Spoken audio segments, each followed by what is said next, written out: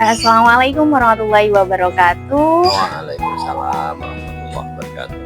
Halo pemirsa mediaku, alhamdulillah kita kembali bertemu dalam kesempatan yang spesial. Tentunya bertepatan dengan Hari Kemerdekaan atau HUT Republik Indonesia ke-80. Kita akan berbincang-bincang santai tentang kemerdekaan dan juga pendidikan. Topik yang sangat penting atau urgent untuk dibahas di hari-hari ini ya.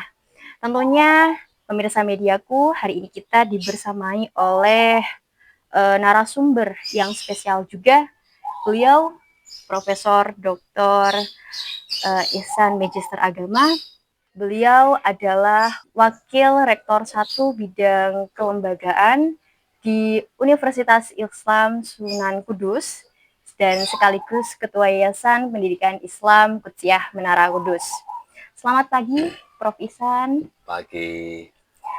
Ya, perkenalkan saya Afsana Prof yang akan berbincang-bincang hari ini. Sehat ya, Prof? Alhamdulillah sehat.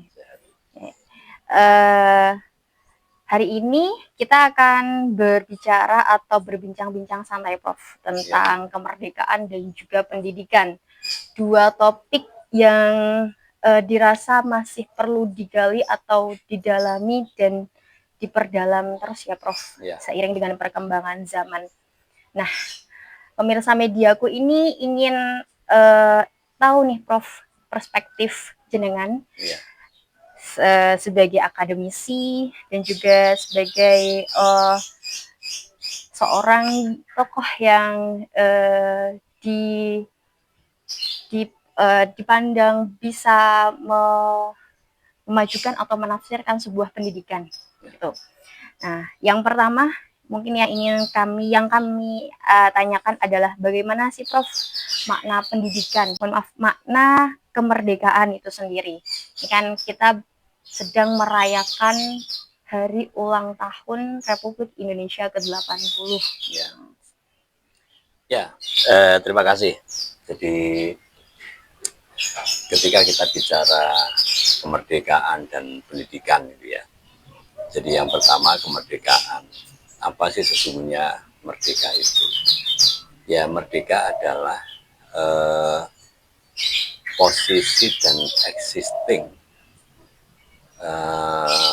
baik secara pribadi, secara kelompok, komunitas, masyarakat, bahkan negara.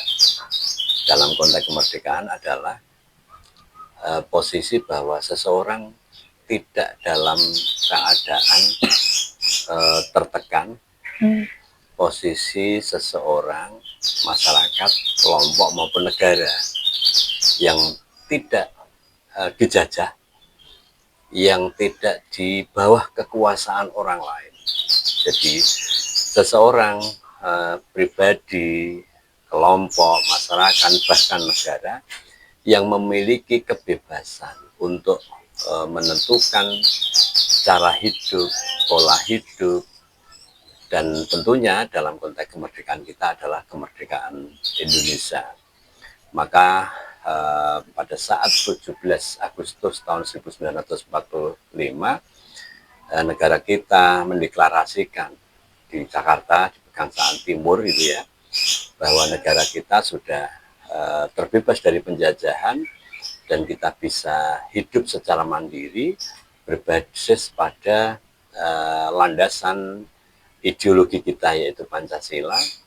Kita hidup merdeka tidak berada di bawah tekanan siapapun, di bawah tekanan Belanda, Jepang, gitu ya, sehingga kita merdeka. Nah, dalam konteks kita bahwa kemerdekaan adalah hidup yang merdeka, hidup yang bebas dari tekanan siapapun, dan kita hidup berbasis pada dasar negara kita, baik landasan ideal maupun konstitusional.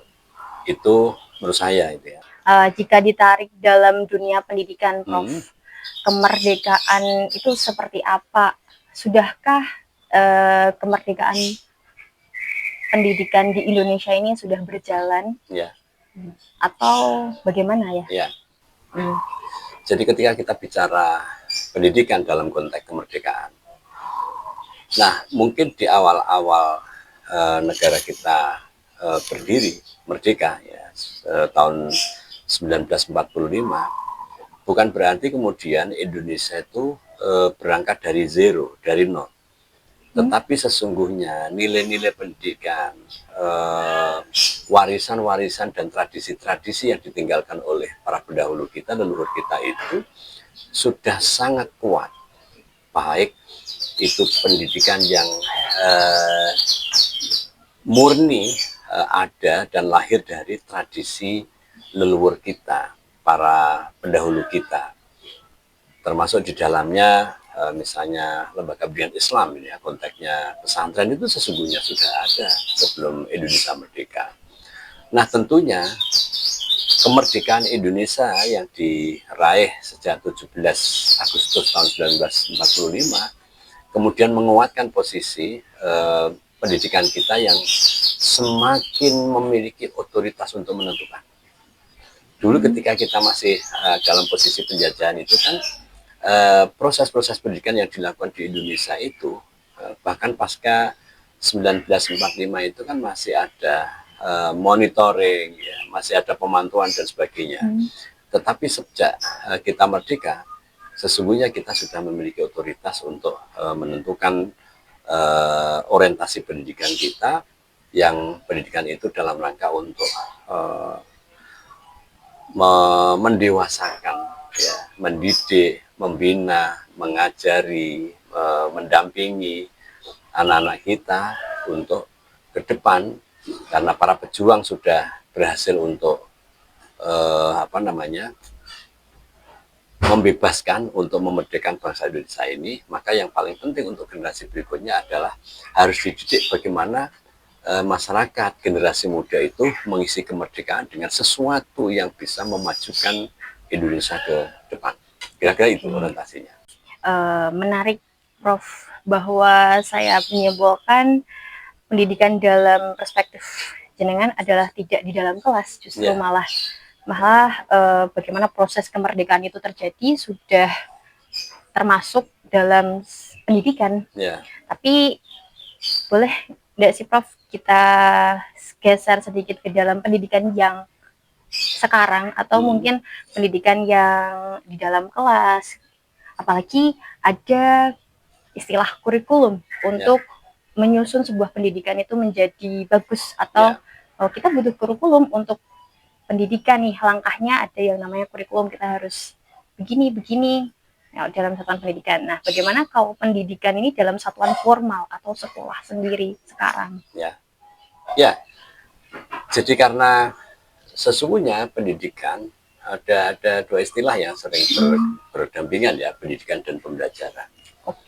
Nah, pendidikan dan pembelajaran ketika kita laksanakan itu kan harus ada tujuan pendidikan dan pembelajaran, orientasi, proses, kemudian nanti ada metode, ada bahan yang harus kita ajarkan dan sebagainya. Maka tidak mungkin kemudian pendidikan ini tidak kita format dalam bentuk satuan kurikulum, yang dengan satuan kurikulum itu bisa menjadi pedoman orientasi bagaimana lembaga-lembaga pendidikan, bahkan masyarakat ketika melakukan pendidikan.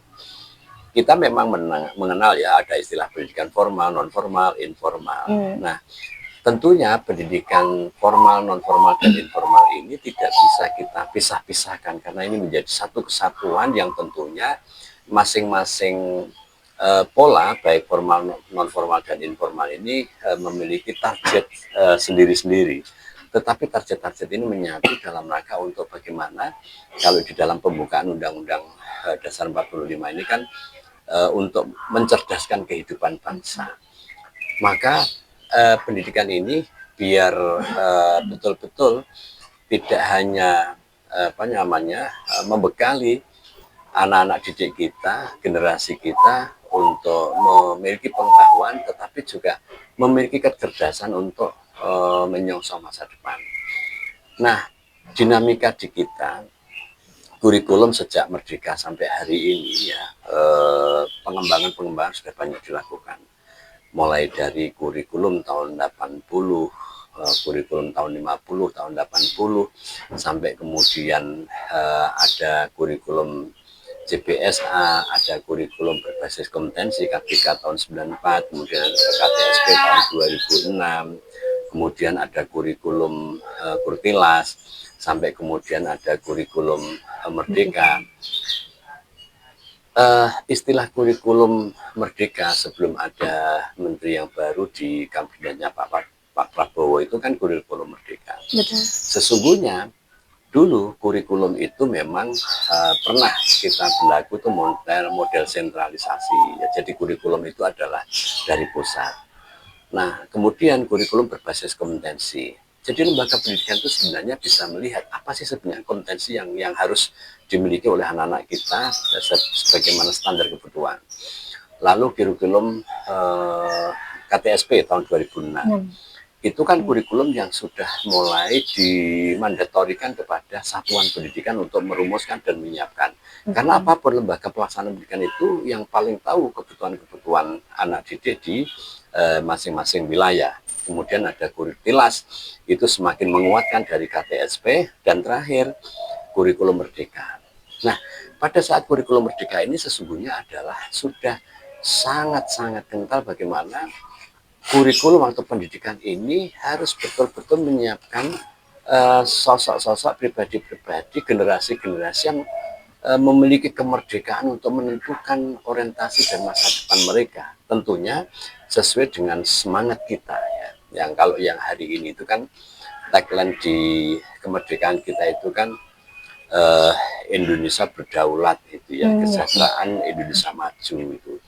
Nah, ini Menteri Pendidikan kita, kemudian Menteri Agama kita, karena kebetulan kan Kutsiah ada di bawah Kementerian Agama itu ya.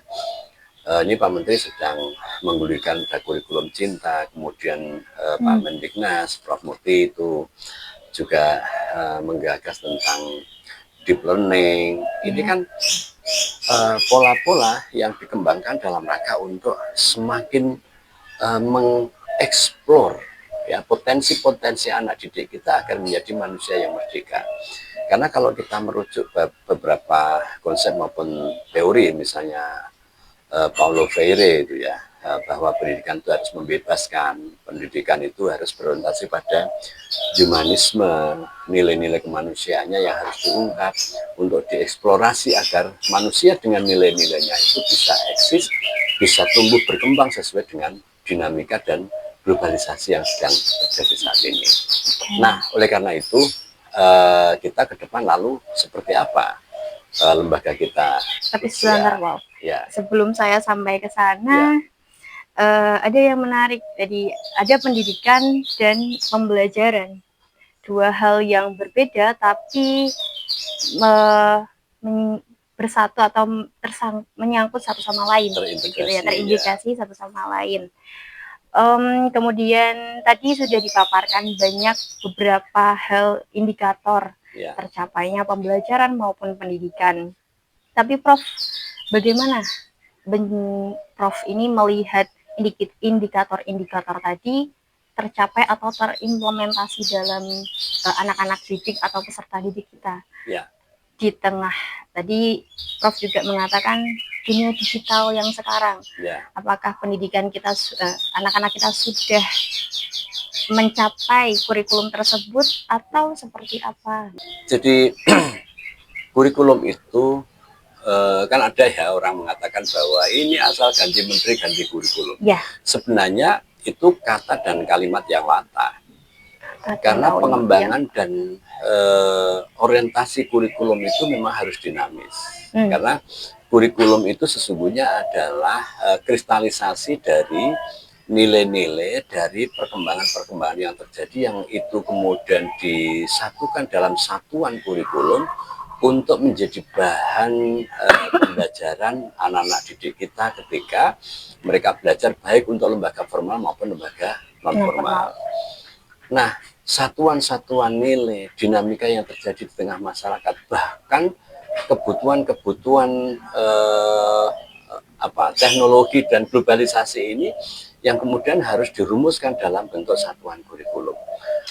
Nah, dulu kritik-kritik kita itu kan pendidikan kita ini kan hanya berorientasi pada pengetahuan, hanya knowledge. Kurikulum kita hanya membekali anak-anak untuk tahu tentang sesuatu, tetapi belum sampai pada tataran bisa melakukan sesuatu. Bahkan dulu kadang-kadang pendidikan kita, kurikulum kita dikritik hanya mengetahui sesuatu, tidak bisa melakukan sesuatu, bahkan belum sampai pada menemukan sesuatu. Nah, realitas kebutuhan seperti ini yang kemudian oleh para pengembang kurikulum dilakukan terus. Nah, ini yang menurut saya, apakah hari ini dunia pendidikan kita, baik secara nasional maupun secara internasional, bahkan secara lokal itu sudah terpenuhi atau belum? Nah, tentunya saya tidak bisa mengatakan belum terpenuhi atau belum tercapai, tetapi bahwa belum sempurna, iya. Bahkan ketidaksempurnaan inilah yang kemudian mendorong kita semua, para guru, para pengembang, para ahli, para akademisi, para praktisi, semua orang bertindak bersama-sama untuk membenahi dunia pendidikan kita. Nah, khusus di kita sebagai lembaga pendidikan Islam, khususnya di madrasah, kita juga termasuk khususnya ya, kita di Qudsiyah, yang memang sudah lembaga pendidikan yang lahir 108 tahun yang lalu, sudah 1 abad lebih kita itu, maka kita punya jargon bahwa al-muhafadzah alal qadimis sholeh wal ahdu bil jadidil aslah. Jadi tradisi, karakter, kemudian kurikulum turos yang memang diwariskan oleh para ulama itu kita pertahankan sebagai karakter building dan ciri khas kelembagaan kita, khususnya lembaga pendidikan Islam Qudsiyah ini. Tetapi satu sisi kita juga merespon dinamika pertumbuhan perkembangan kurikulum yang terjadi di Indonesia. Maka saya masih ingat betul ketika saya mulai khidmah dulu menjadi guru di Qudsiyah tahun 92, dan waktu itu eranya sudah KBK, kurikulum berbasis kompetensi.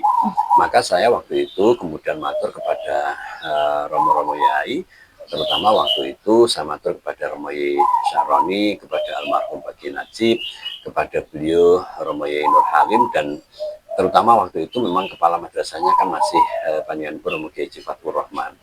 Saya bilang bahwa Qudsiyah sebagai lembaga pendidikan Islam salaf yang masih bertahan dan mempertahankan ciri khas salafnya dengan turas kitab-kitab ulama, ini kita pertahankan.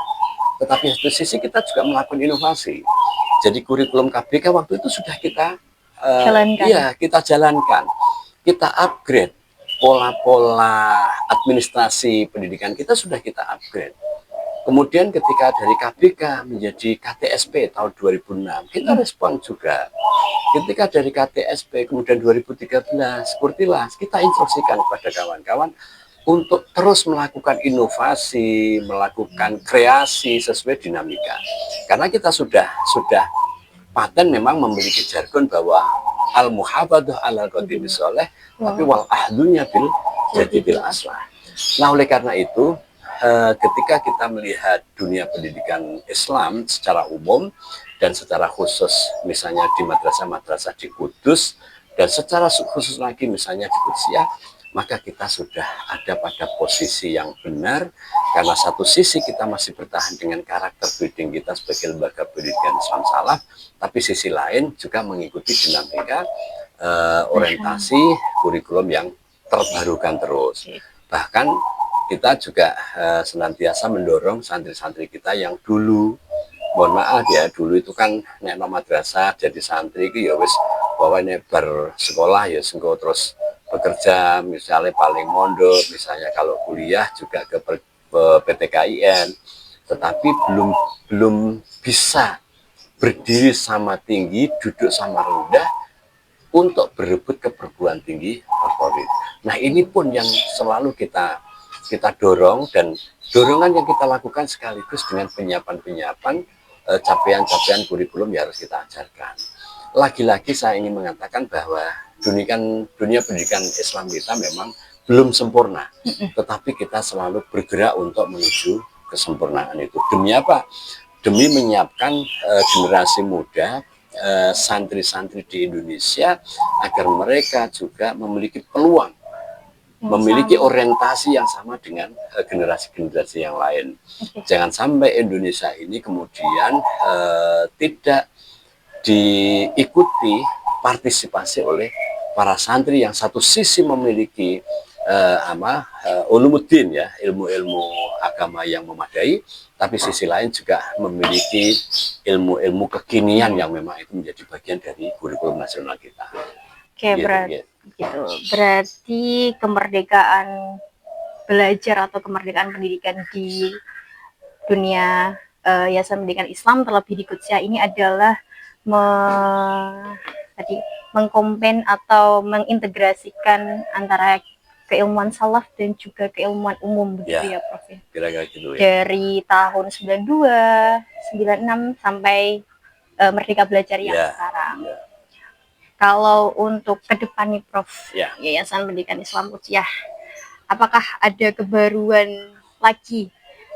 Kita tetap di hal yang sama antara al-muhafadzatu al-qudimil aslah itu, tapi bagaimana dengan kita menyikapi globalisasi atau tantangan zaman sekarang, atau mungkin mau seperti apa, Prof, untuk Qudsiyah ke depan? Ya, jadi ya alhamdulillah ya, jadi Qudsiyah dalam rangka berkhidmah untuk layanan pendidikan pada masyarakat selama ini, jadi selama 1 abad persis ya, 100 tahun kita memang partisipasi melakukan layanan pendidikan itu kepada anak-anak putra atau santri-santri putra.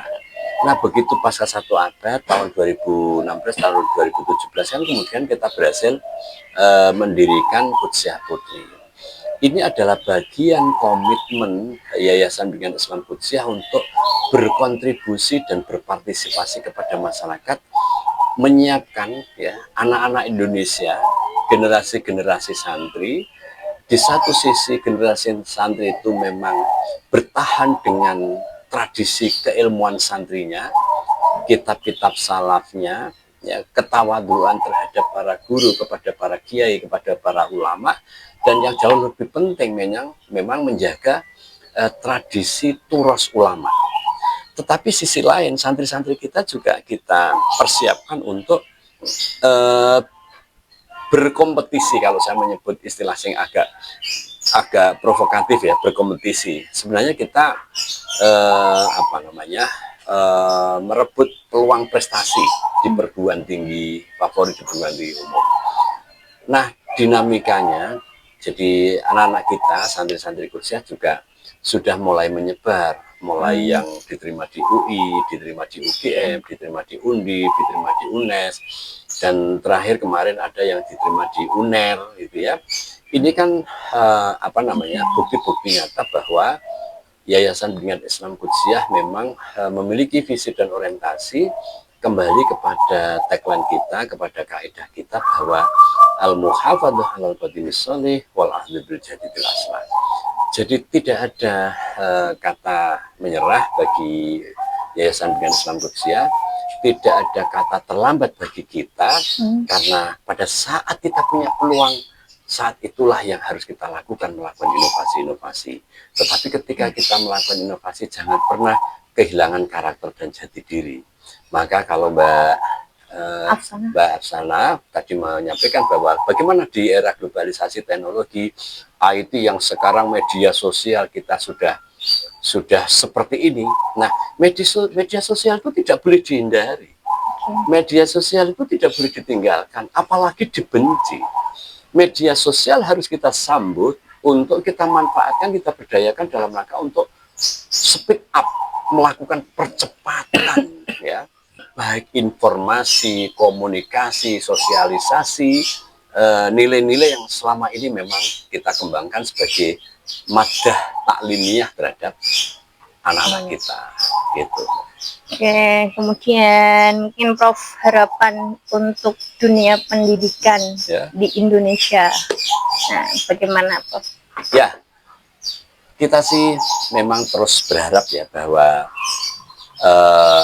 Pak Presiden ya Pak Prabowo sekarang ini dengan apa namanya kabinet merah putihnya dengan para menterinya betul-betul semakin memberikan perhatian yang signifikan bahwa kita ini memiliki anggaran pendidikan 20% gitu ya, yang itu kemudian betul-betul dikawal oleh para pejabat yang berwenang, diimplementasikan secara sungguh-sungguh, dan tentunya kita lembaga-lembaga pendidikan Islam atau para praktisi gitu ya, para pengelola lembaga-lembaga pendidikan, baik lembaga pendidikan umum maupun lembaga pendidikan keagamaan, kita sangat berharap bahwa Pak Prabowo dengan jajaran Menteri Kabinet Merah Putihnya betul-betul mendorong agar pendidikan kita betul-betul mewujudkan orang-orang atau manusia-manusia atau generasi-generasi merdeka. Karena tidak ada kehidupan yang bahagia melebihi kebahagiaan kemerdekaan.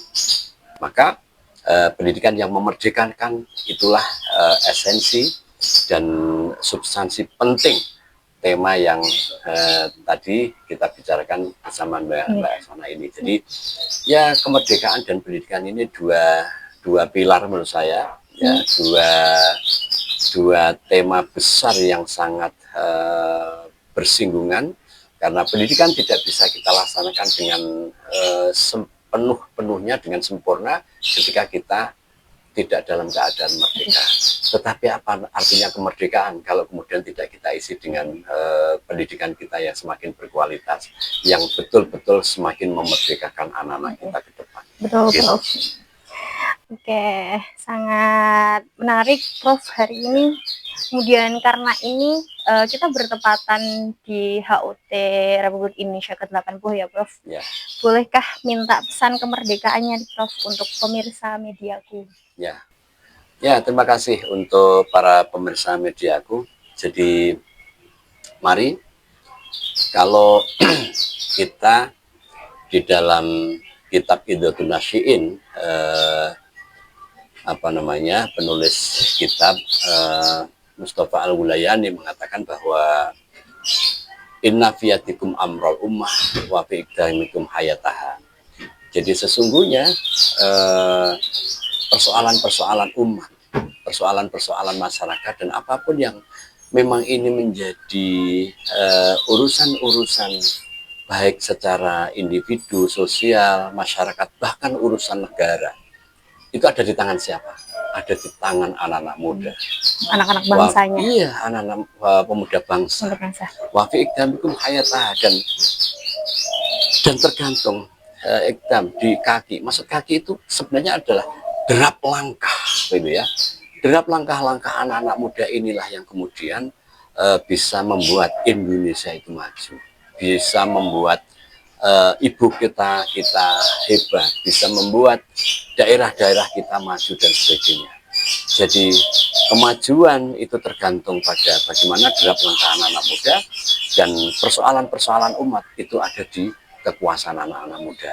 Maka saya lalu teringat dengan apa yang dipesankan oleh Bung Karno ya sebagai proklamator kemerdekaan kita, bahwa berikan kepada saya 1000 orang tua, maka akan kami cabut akar Gunung Semeru.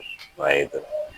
Tetapi berikan saya 1 pemuda, maka akan mengguncang dunia. Satu saja ya, Prof? Satu saja. Nggak perlu 10. Satu saja anak muda itu bisa akan mengguncang dunia. Tetapi kalau untuk mencerabut Gunung Semeru butuh 1000 orang tua. Artinya apa? Bahwa inilah pentingnya dalam konteks kemerdekaan Republik Indonesia HUT yang ke-80 ini, mari kita jangan pernah patah semangat, jangan pernah berhenti untuk selalu melakukan kreasi dan inovasi dalam rangka memperbaiki dunia pendidikan kita. Tentunya kita dalam konteks sebagai lembaga pendidikan Islam, apalagi lembaga pendidikan salaf itu ya, yang kita masih ditunggui oleh para sesepuh kita, oleh para masyayikh kita, guru-guru kita. Ketaatan dan kepatuhan kepada beliau-beliau ini adalah harga mati. Tetapi ketundukan, kepatuhan yang harus kita kolaborasikan dengan inovasi, dengan regulasi, dengan kreasi-kreasi anak muda yang memang anak muda itu sudah memiliki dunia yang sekarang ini sedang berkembang, tetapi para guru kita, para sesepuh kita, para masyayikh kita adalah pribadi-pribadi, prihantun-prihantun yang sudah memiliki pengalaman spiritual, pengalaman yang tentunya luar biasa bagi kita. Gitu Mbak Swan. Ya. Oke Prof, terima kasih untuk penjelasannya bincang-bincang kita hari ini tentang kemerdekaan dan juga pendidikan. Sekali lagi terima kasih ya Prof, semoga sehat selalu dan bisa mendampingi kita di dunia pendidikan ini. Amin ya. Oke, pemirsa mediaku, begitulah bincang-bincang santai kita hari ini di HUT Republik Indonesia ke-80 tahun tentang kemerdekaan dan juga pendidikan. Pemirsa mediaku, semoga yang disampaikan oleh Profesor Dr. Ihsan Magister Agama ini dapat bermanfaat bagi kita semua. Amin. Amin. Terakhir dari saya, terima kasih, kurang lebihnya mohon maaf. Saya Afsana Nur Maulida Zahra, mohon undur diri. Assalamualaikum warahmatullahi wabarakatuh. Waalaikumsalam.